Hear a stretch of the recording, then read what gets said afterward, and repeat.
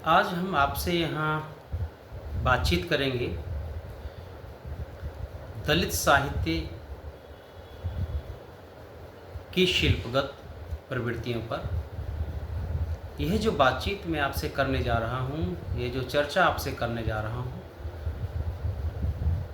इसके लिए जो सामग्री है, जो मुख्य आधार ग्रंथ है, वह है ओम प्रकाश वाल्मीकि की जो पुस्तक है दलित साहित्य का सौंदर्य शास्त्र। यानी ओम प्रकाश वाल्मीकि के अनुसार दलित साहित्य का सौंदर्य शास्त्र क्या है।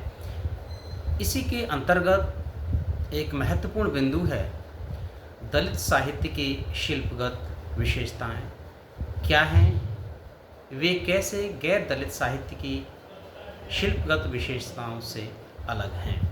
इसी बात पर हम आपसे यहाँ चर्चा करेंगे, बातचीत करेंगे। लेकिन इस पर बातचीत करने से पहले हम देख लेते हैं कि आखिर ऐसा क्या होता है जब गैर दलित साहित्यकार दलित साहित्य पर कई तरह के आरोप लगाते हैं। और ये जो समीक्षक हैं, जो गैर दलित हैं और जो साहित्यकार हैं, वे विशेष रूप से साहित्य की गुणवत्ता को लेकर, उसकी भाषा को लेकर, उसके शिल्प को लेकर दलित साहित्य को हमेशा खारिज करने पर तुले रहते हैं। इसी क्रम में एक बहुत चर्चित रचनाकार हैं मुद्रा राक्षस। मुद्रा राक्षस लिखते हैं कि अक्सर वह प्रश्न भी उठता है कि दलित रचनाएं गुणवत्ता की दृष्टि से कमज़ोर हैं। आखिर वह गुणवत्ता है क्या, अर्थात उस गुणवत्ता का धार्मिक निष्ठा के साथ पालन किया गया है या नहीं। छंद इस गुणवत्ता का अनिवार्य तत्व था, लेकिन आधुनिक कविता ने इसे तोड़ दिया है। जिस अलंकार निर्भरता ने रीति साहित्य की गुणात्मकता के मानक स्थापित किए थे, अलंकार धर्मिता को वर्तमान साहित्य में कहाँ देखा जाएगा। इस सदी के शुरू में खड़ी बोली को कविता के लिए घोर अनुपयुक्त माना जाता था, पर आज कविता खड़ी बोली में ही लिखी जाती है। ये बात पूछते हैं मुद्रा राक्षस। आगे वो स्पष्ट करते हुए कहते हैं कि दरअसल कोई भी जो नया कथ्य अपने पूर्व की विचार परंपरा से विद्रोह करता है। सच बात है कि एक युग आने वाले युग से अलग होता है। हर एक की अपनी अपनी आवश्यकताएं, अपनी अपनी सामाजिक परिस्थितियां अलग होती हैं। उतनी सीमा तक परंपरा के सौंदर्य बोध संबंधी मूल्यों को भी तोड़ता है। हर साहित्य की, हर समय की अपनी कुछ विशेषताएं होती हैं। प्रत्येक आलोचक, साहित्यकार और पाठक को एक ही समय के आधार पर साहित्य का मूल्यांकन नहीं करना चाहिए। वह अपनी भाषा, अलंकार शास्त्र और अपना छंद तंत्र मानता है, छंद तंत्र बनाता है। कबीर ने यही किया था। उन्होंने संस्कृत का प्रयोग भी बहुत ना के बराबर और तत्कालीन सवर्ण कथ्य की अवधि और ब्रज को भी स्वीकार नहीं किया था। उन्होंने जिस भाषा का आविष्कार किया था वह भाषा थी बहुसंख्यक गैर साहित्यिक समाज के बोध की भाषा, यानी आम बोलचाल की भाषा थी। इसीलिए कबीर की भाषा को सदुक्कड़ी भाषा, पचमेल खिचड़ी भी कहा जाता है। और एक बात भी प्रसिद्ध है कबीर की भाषा के संदर्भ में कि कबीर की भाषा उनकी चेरी है, उनकी दासी है। यानी कबीर जैसे चाहते हैं, जब चाहते हैं, जहाँ चाहते हैं, जिस तरह से चाहते हैं, वैसे अपनी भाषा का प्रयोग करते हैं। यानी भाषा कभी भी कबीर के आगे नहीं चलती, हमेशा पीछे चलती है। और जब भाषा रचनाकार के आगे चलने लगे तो ये समझना चाहिए कि वो अपने साहित्य के साथ न्याय नहीं कर सकता। इसलिए कबीर ने अपनी कविता के साथ, अपने समाज के साथ पूरा न्याय किया, क्योंकि समाज की आम जन भाषा का प्रयोग अपनी कविता में प्रारंभ से लेकर अंत तक करते हैं। ठीक इसी तरह से आप समझेंगे कि दलित साहित्य ने अपने लिए जिस भाषा का, जिस बोली का इस्तेमाल किया, वह बहुत सहज सरल गांव गमार, गली कूचे, मोहल्ले, बस्तियों से लेकर हर उस पायदान तक की भाषा है जिसमें कोई बनावट और बुनावट नहीं है। ये हुई एक संक्षेप में इसको आप देख सकते हैं। अब हम बिंदुवार आपसे यहाँ बातचीत करेंगे कि दलित साहित्य की जो भाषा है वो क्या है। दलित साहित्य ने संस्कृत निष्ठ परंपरा, साहित्यिक भाषा, काव्य शैली और प्रस्तुतिकरण को नकार कर एक ऐसी भाषा को स्वीकार किया जो जनसामान्य की सर्वग्राही भाषा है। ऐसी भाषा जिसमें दलितों की पीड़ा, अपमान, व्यथा, कराह और उसका यथार्थवादी अभिव्यक्ति उसमें बन सके।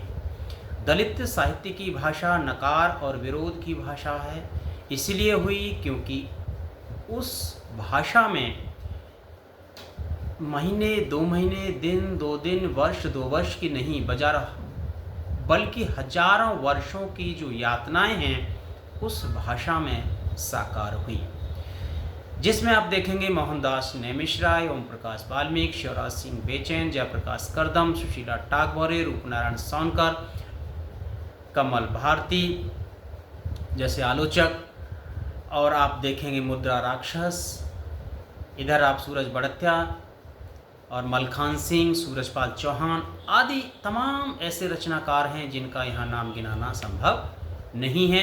इन रचनाकारों ने इसी प्रकार की भाषा को सबसे अधिक विस्तार दिया।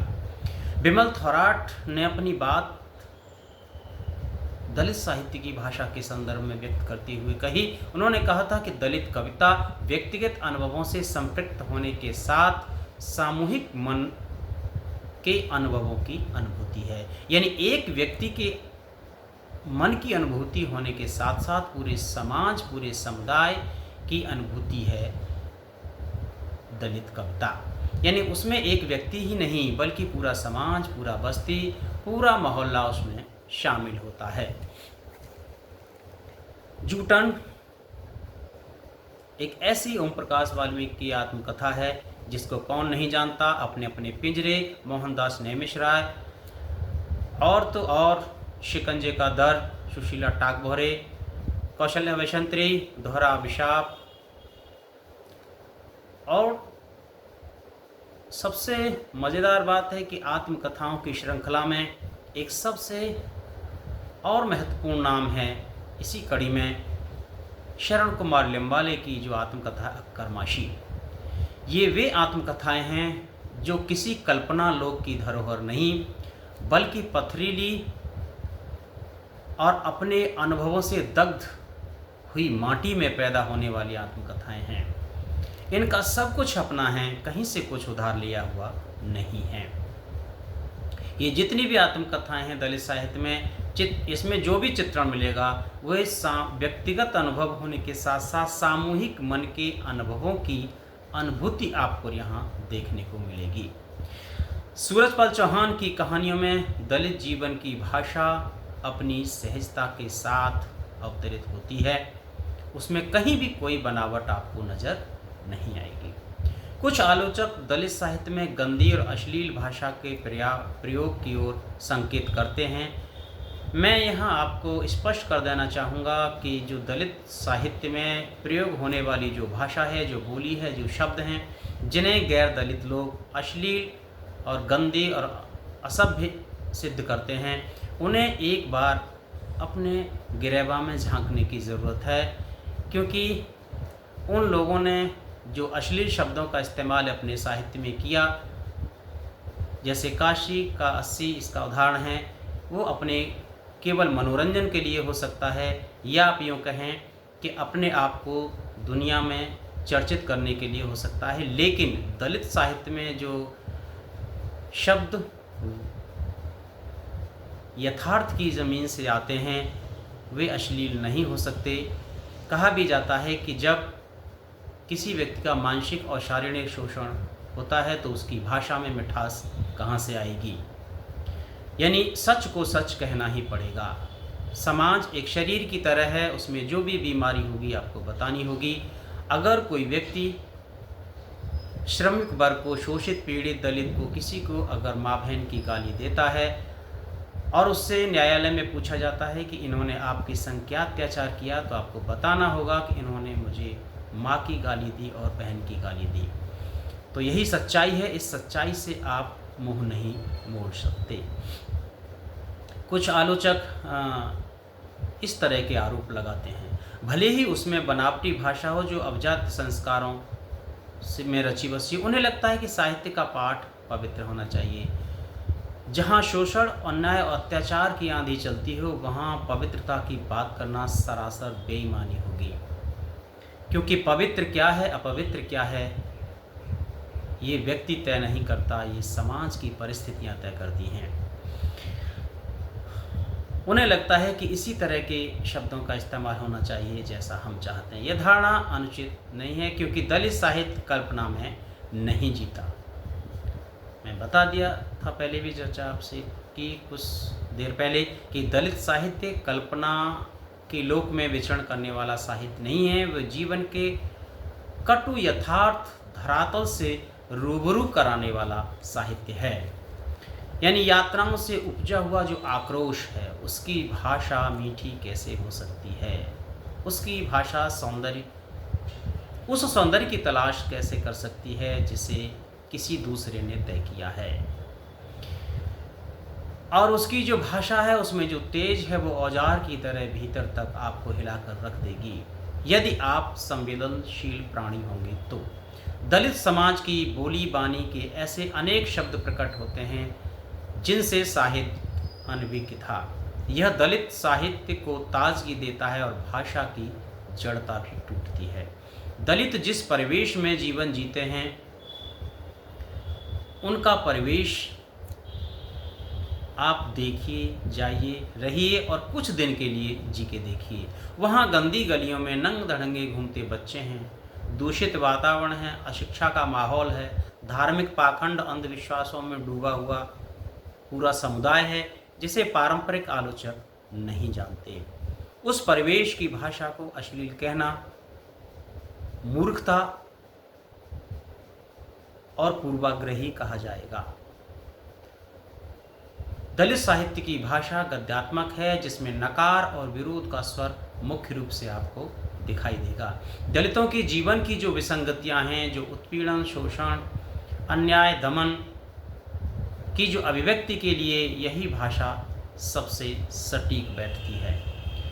कुछ आलोचक सपाट बयानी का भी आरोप लगाते हैं। जैसे कुछ पंक्तियां आप देख सकते हैं, शब्द ही तो थे जो मनुस्मृति में लिखे गए, राम राज चला गया पर शंभू की चीख अभी बाकी है, जैसे दलितों की पीठ पर चोट के निशान। शब्द से सकते नहीं, बोलते हैं, चोट करते हैं, जैसे दलित से हरिजन और हरिजन से दलित। मोहनदास नैमिषराय की ये पंक्तियां आलोचना शास्त्र के पारंपरिक मानदंडों पर हो सकता है किसी आलोचक को खुश न कर सकें, संतुष्ट न कर सकें, लेकिन अभिव्यक्ति के स्तर पर और जीवन के स्तर पर और संवेदना और मानवीय मूल्यों के स्तर पर ये भले मानुष को अंदर तक हिलाकर ज़रूर रख देंगे। शब्द की मारक शक्ति से दलित अच्छी तरह से परिचित हो चुके हैं। उसने शब्द के अर्थ को जान लिया है। मोहनदास नैमिषराय की इस कविता में व्यक्ति निष्ठा नहीं, समूह निष्ठा है, जो दलित रचनाकार की सामाजिक प्रतिबद्धता को स्थापित करती है। दलित कविता में जो आक्रोश और विरोध की भाषा है, वह अपनी स्वाभाविक गति और लय के साथ आती है। सामाजिक संदर्भों से जुड़कर वह अपनी अभिव्यक्ति में एक आह्वान है। डॉक्टर सीबी भारती की कविता चुनौती में छिपी वेदना तड़प कर कहती है, देखिए क्या कहती है, हमारी भागीदारी के लिए योग्यता की शर्त, कब तक फेंकोगे तुम अपना मकड़ जाल हम पर। घबराओ नहीं, समय आ रहा है जब हम भी बदेंगे तुमसे, दौड़ने की शर्त, जीतेंगे बाजी, तोड़ेंगे तुम्हारा दर, सुनो परिवर्तन की सुगबुगाहट। हवा का रुख पहचानो, पहचानो, पहचानो। नकार विरोध, प्रतिरोध, विद्रोह को व्यक्त करने के लिए दलित कवि जिस भाषा का इस्तेमाल करता है वह तेज बहाव की तरह है। नदी के उफनते जल का वेग जो किनारों को तोड़ते हुए बंधन मुक्त होना चाहता है, इसी तरह से दलित रचनाकार भी मानव मुक्ति के लिए निरंतर प्रयास करता है। आलोचकों को इस भाषा को समझना होगा। दलित साहित्य की भाषा का सीधा संबंध दलित जीवन से है। अपने दग्ध अनुभवों को दलित रचनाकार सीधे सीधे साहित्य में प्रस्तुत करता है, बिना किसी लाग लपेट के, बिना किसी बनावट के। एक सच्चाई यह भी है, आपने सुना होगा कि जो लोग सीधी भाषा में सीधे सीधे बात करते हैं उसमें नयापन लोगों को बहुत देर से दिखाई देता है। जो लोग साधारण सी बात को घुमा घुमा कर कहते हैं उनमें नई चीज़ें वे बहुत आसानी से तलाश लेते हैं, भले ही कुछ नया न हो।